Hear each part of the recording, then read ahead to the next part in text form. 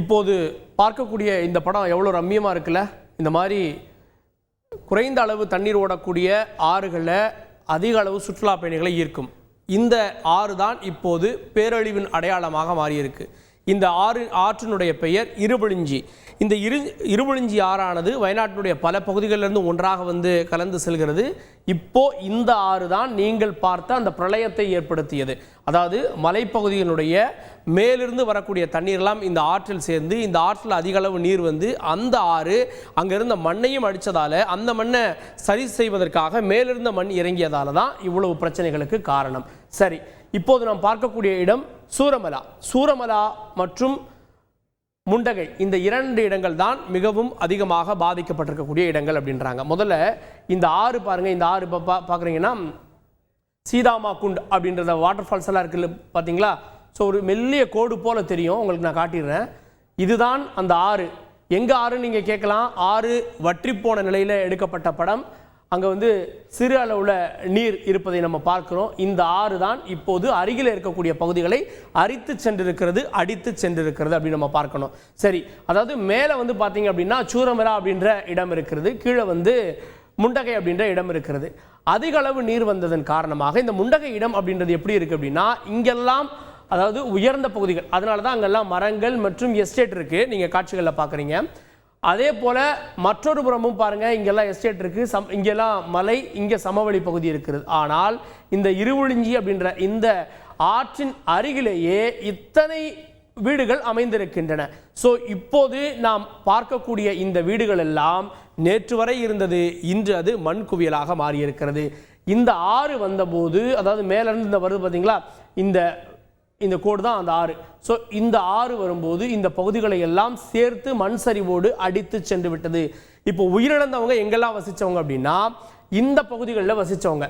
So இந்த பகுதிகளில் வசித்தவர்கள். அதே போல் மேலே பாருங்கள், இந்த இடம் தான் நம்ம காட்சிகளில் பார்க்குறோம், கழுகு பார்வை காட்சிகளில் பார்க்குறோம். ஆறு வருவதற்கு ஏற்றாற் போல மேலிருந்து ஆறு வருகிறது, இங்கே சாலை வருகிறது. இந்த சாலையெல்லாம் இங்கே வந்து வாகனங்கள் இதுவரை இருக்கிறது. இந்த பகுதி முற்றிலுமாக இந்த ஆற்றினுடைய ஆக்கிரமிப்பால் அடித்து செல்லப்பட்டிருக்கிறது. ஸோ வாகனங்கள்லாம் இங்கே இப்போ நின்று மீட்பு பணிகளுக்காக காத்து கொண்டிருக்கிறது. சரி, இந்த தகவல் அதிகாலையில் 2 மணியிலிருந்து இந்த நிகழ்வுகள் நடந்து கொண்டிருக்கிறது.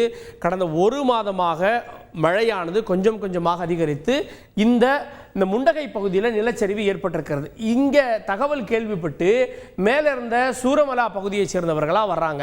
ஸோ அவர்கள் அங்கிருந்து வெளியேற தொடங்கியிருப்பதாக வரக்கூடிய தகவல்கள். அதாவது என்னன்னா, அந்த தகவல் கேள்விப்பட்ட உடனே எல்லாம் வாங்க நம்ம போய் காப்பாற்ற போகலாம் அப்படின்னு கிளம்புறாங்க. கிளம்புறப்ப பார்த்தீங்கன்னா அங்கேயும் நிலச்சரிவு ஏற்படுகிறது.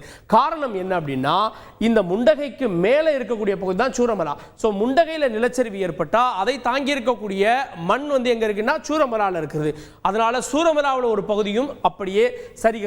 முண்டகை, சூரமலா, அட்டமலா, இங்க பாருங்க, அட்டமலா வியூ பாயிண்ட் அப்படின்றது ரொம்ப ஃபேமஸான ஒன்று. இந்த பகுதிகளிலும் கூட நிலச்சரிவானது ஏற்பட்டிருக்கிறது. இதற்கெல்லாம் காரணம் என்ன அப்படின்னு பார்த்தோம் அப்படின்னா, இதனுடைய நிலவியலை நீங்கள் பார்க்க வேண்டும். இதனுடைய நிலவியல் எப்படி இருக்கு அப்படின்னா, அதாவது மலைகளின் தொடர்ச்சி தான் இப்போ நம்ம பார்க்கக்கூடிய மேற்கு தொடர்ச்சி மலை. அதில் வந்து பாருங்கள் நிறைய பள்ளத்தாக்குகள்லாம் இருக்கிறது. ஸோ இந்த பள்ளத்தாக்கு ஒரு புறம், அதே போல் அதற்கு மேலே இருக்கக்கூடிய இடம் தான், அதாவது அந்த மலையினுடைய உச்சியில் இருக்கக்கூடிய இடங்கள் தான் இவையெல்லாம். ஸோ இங்கே வரக்கூடிய தண்ணி எல்லாம் பள்ளத்தாக்குக்கு அப்படியே இறங்கி அதன் பிறகு தான் நதிகளாக ஆறுகளாக ஓடும். அதனால தான் அதெல்லாம் ஒன்றாக இணையக்கூடிய இடத்துல இந்த பகுதிகள் இருப்பதால் அங்கே பெருமளவு பாதிப்பு ஏற்பட்டிருக்கு அப்படின்னாங்க. அதோடு சேர்ந்து இது சூரமலா மற்றும் இந்த 2 பகுதிகள் மட்டும் இல்லாமல் அருகே இருக்கக்கூடிய சில பகுதிகளும் பாதிக்கப்பட்டிருக்கிறது. எங்கெல்லாம் சொல்கிறாங்கன்னா, வைத்திரி அப்படின்ற ஒரு பகுதி சொல்கிறாங்க. ஆனால் இந்த வைத்திரி பகுதியானது எங்கே இருக்கிறது? இங்கே இருக்கிறது. இந்த வைத்திரி பகுதி வந்து பார்த்திங்கன்னா சுற்றுலாவுக்கு மிகவும் பெயர் போன ஒரு இடம், எல்லாருமே சர்ச் பண்ணி பார்க்கக்கூடிய அளவிலான ஒரு இடம். இப்போ அங்கேருந்து வரக்கூடிய தகவல் என்ன சொல்கிறாங்க அப்படின்னா, மழைக்காலம், தீவிர மழைக்காலம் அப்படின்றப்போ ஒரு சிலர் என்ன பண்ணுவாங்கன்னா, சுற்றுலாவுக்கு வந்தால் ஒரு இடத்துல ஸ்டே பண்ணிவிட்டு சுற்றி பார்க்க நடப்பாங்க. ஒரு சிலர் ரூம்லேயே இருப்பாங்க. அதாவது மழைக்காலத்தில் கேரளாவில் இருந்து அதனுடைய அழகை உள்ளேருந்தே ஆர்டர் பண்ணி சாப்பிட்டுட்டு அதை ரசிச்சுட்டு இருப்பாங்க. அப்பேற்பட்டவர்கள் இப்போ இருந்தாங்க அப்படின்றாங்க. அதாவது இது ஒரு பீக்கான சீசன் கிடையாது, ஆனால் இப்போதும் சுற்றுலா பயணிகள் இருந்ததாக சொல்கிறாங்க.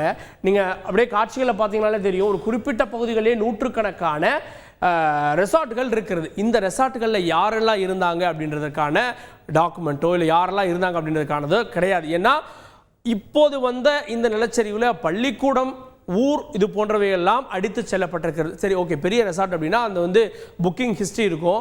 ஆனால் நிறைய பேர் ரூம் ஸ்டே, ஹோம் ஸ்டே அந்த மாதிரியான விஷயங்கள் எல்லாம் இருந்தாங்கன்னா அவங்களுடைய ஆதாரம் என்ன அப்படின்ற ஒரு கேள்வியும் ஏற்பட்டிருக்கிறது. சரி, இப்போது இந்த பகுதிகள் இது ரெண்டுமே வந்து பார்த்தீங்கன்னா ஒரு எடுத்துக்காட்டு தான். காரணம் என்னன்னா, இன்னும் ஒரு மாதத்திற்கு இந்த மழையினுடைய தாக்கம் இருக்க போகிறது. இன்று இந்த சூரமலா பகுதி இருக்கு இல்லைங்களா, இந்த சூரமலா போல பல பகுதிகள் இருக்குது அப்படின்றாங்க கேரளாவில். இதனுடைய சிறந்த உதாரணம் 2018 ஒட்டுமொத்தமாக வெள்ளத்திலேயே கேரளா மூழ்கியது, பல இடங்கள் துண்டிக்கப்பட்டது. இது அதனை ஞாபகப்படுத்துவதாக சொல்கிறாங்க.